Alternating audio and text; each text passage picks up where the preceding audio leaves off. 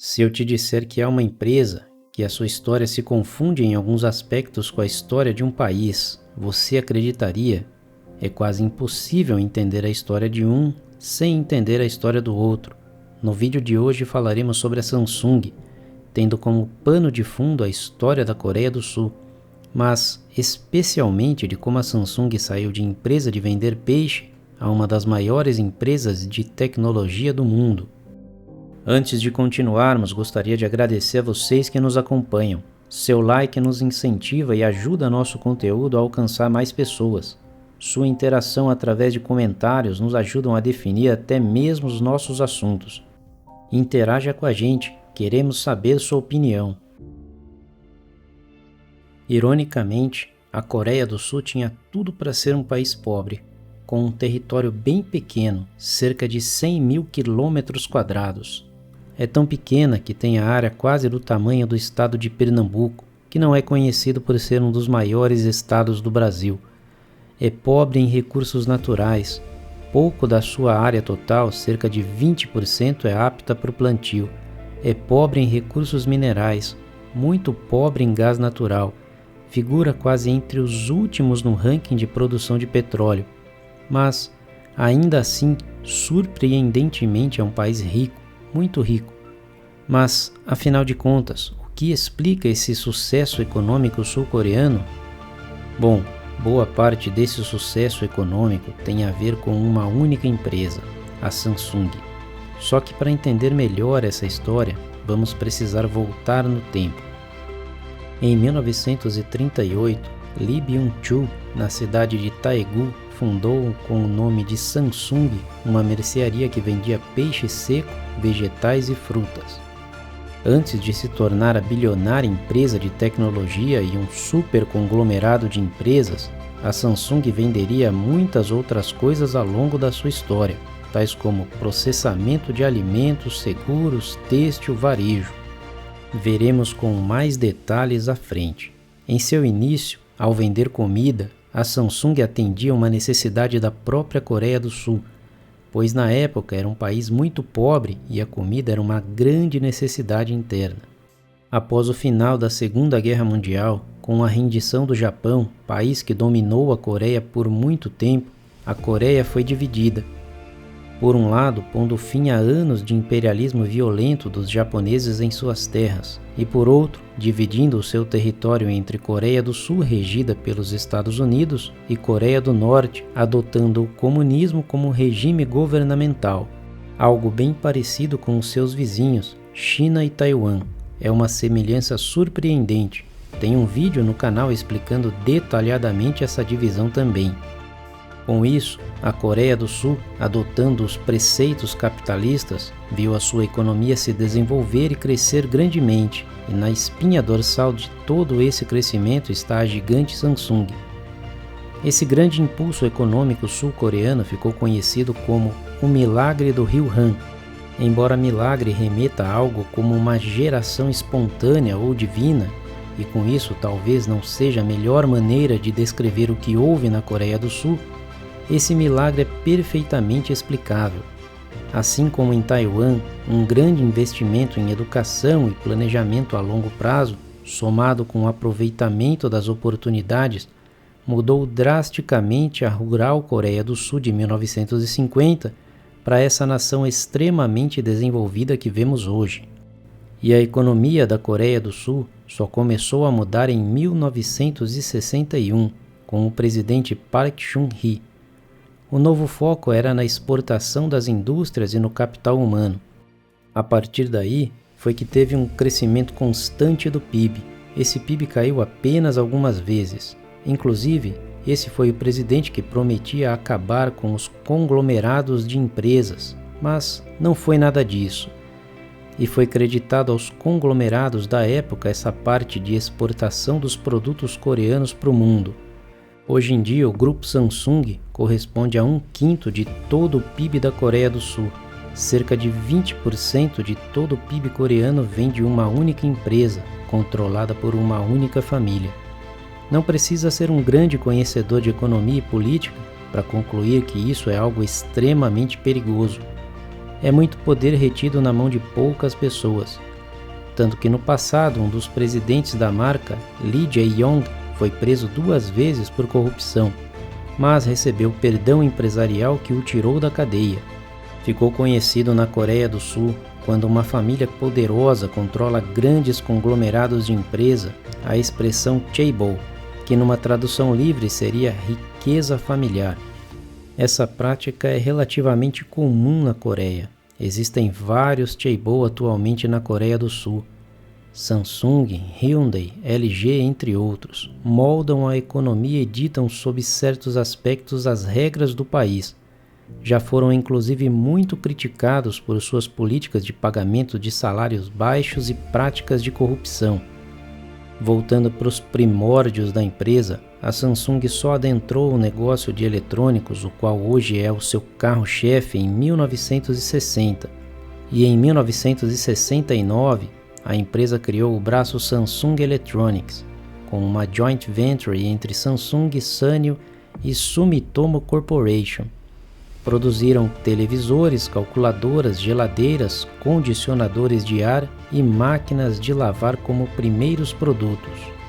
E em 1977, a Samsung adentrou no mercado de semicondutores ao adquirir a Korea Semiconductor, empresa que estava para falir e ao mesmo tempo estava prestes a construir uma das primeiras indústrias de fabricação de chips da Coreia. E a Samsung não está nesse setor para ser mero coadjuvante.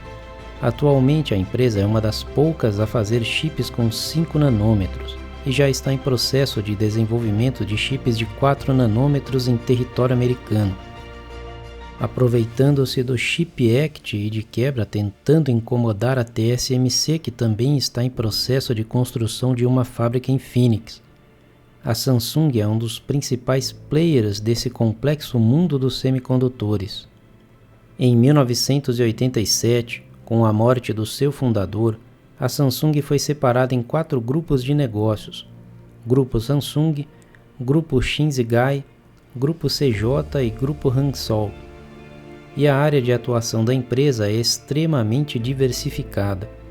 São dezenas de subsidiárias que fazem parte da empresa, então vamos listar apenas algumas de destaque: Samsung Electronics e Samsung Semiconductor, que são as responsáveis pela maior receita da empresa.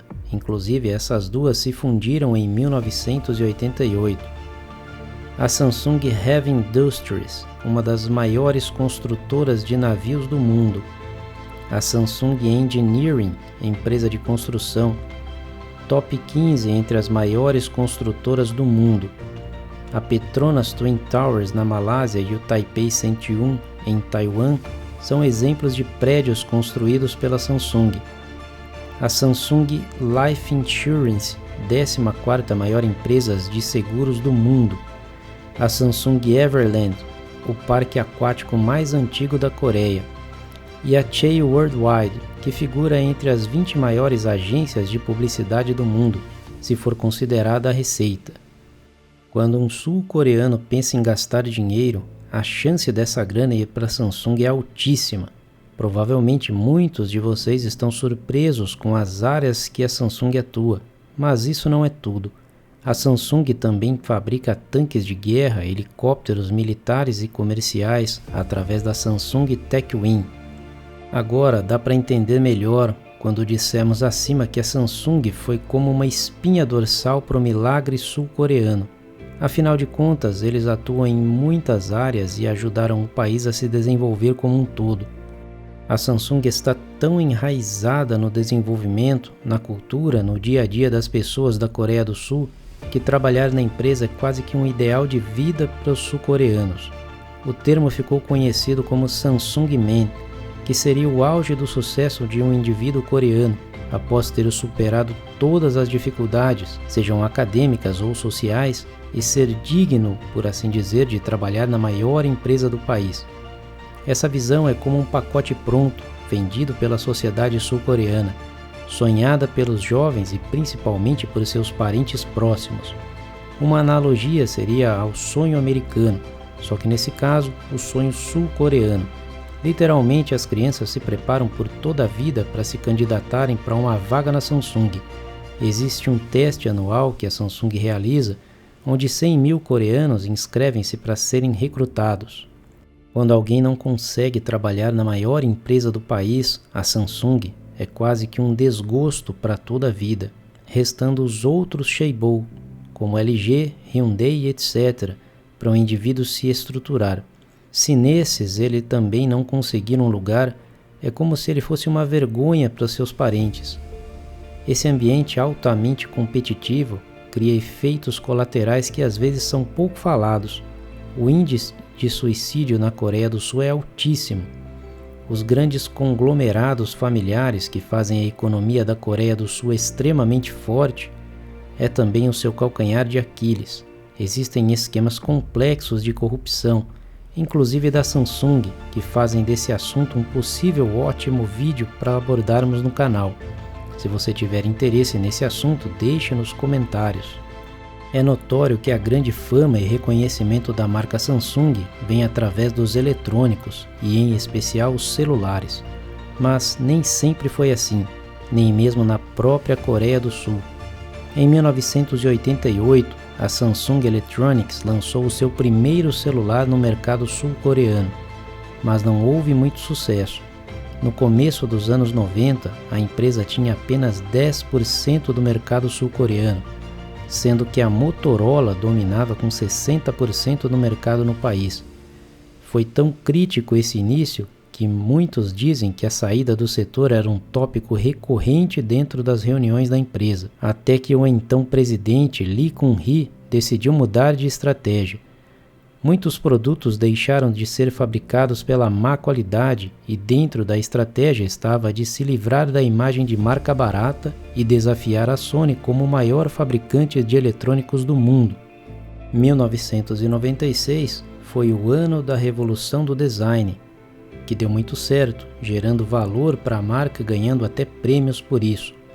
A mudança foi tamanha que em 2007 a Samsung ultrapassou a mesma Motorola, que no passado dominava a venda de celular em seu próprio quintal, e se tornou a segunda maior fabricante de celular do mundo.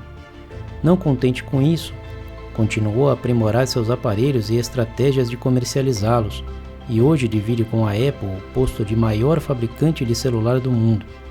Com diversos modelos em diversos mercados no mundo, a Samsung se destaca pela diversidade de modelos e preços, enquanto a sua rival Apple produz apenas celulares premium. Não há dúvida que a história da Samsung é repleta de oportunidades e demandas do próprio país, e que a empresa soube explorar bem, se desenvolver e se consolidar no mercado. Mas também é inegável a competência que a empresa tem em desenvolver novos produtos, criar soluções e comercializá-los.